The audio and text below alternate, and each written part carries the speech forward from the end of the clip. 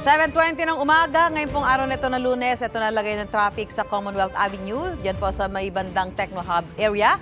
Gaya ng nakikita nyo sa inyong mga TV screen, yung papunta ng Quezon Memorial Circle, ay talaga naman pong napakabagal ng pag-usad. Makapal ang bilang ng ating mga motorista sa mga oras na ito. Kaya kung iyan ang magiging ruta nyo, dyan kayo dadaan, kailangan ay kumilos-kulos na dahil sa nakikita ho natin medyo matatagalan pa ang pagbilis ng usad dyan dahil napakakapal talaga ng mga sasakyan sa mga oras na ito. It's Monday morning at alam naman natin na lahat ay papunta sa kanilang mga papasok ang trabaho, kaya naman may mga pasok sa eskwela at iba-ibang mga errands at yan hong lugar na yan ang nakikita natin na medyo mabigat, matindi ang traffic sa mga oras na ito. Yung papunta naman ng Fairview, hindi naman masyadong problematic. Punta natin ang EDSA Main Avenue southbound lane, yung papuntang Makati City.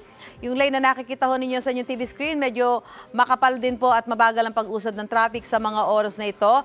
Hindi ho ganun kabilisan, kaya medyo kailangan kumilos din na maaga kung dyan ang ruta nyo sa araw na ito. Lipat tayo sa EDSA Orense.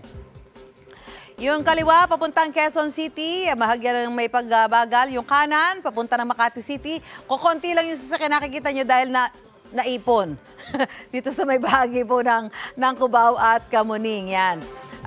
Yan ho yung resulta kapag naiipit yung mga sasakyan dito sa may bahagi ng EDSA sa Cubao at maging dito sa may bahagi ng Kamuning. Kaya hindi ho ibig sabihin yan maluwag. Kaya lang ho talagang kailangan kumilos ng maaga. Mga kapuso, ito na ang side tip para sa mga bibiyahe pa lang ngayong umaga para maging ligtas sa kalsada, panatilihin ang distansya sa mga sasakyan sa kalsada. Siguraduhin maayos pa rin ang mga gulong ng sasakyan at ugaliin ang pag-check sa preno o brakes ng inyong sasakyan bago bumiyahe. Mga kapuso, para una ka sa mga balita, mag-subscribe sa GMA Integrated News sa YouTube. Sa mga kapuso abroad, subaybayan niyo po kami sa GMA Pinoy TV at sa www.gmanews.tv.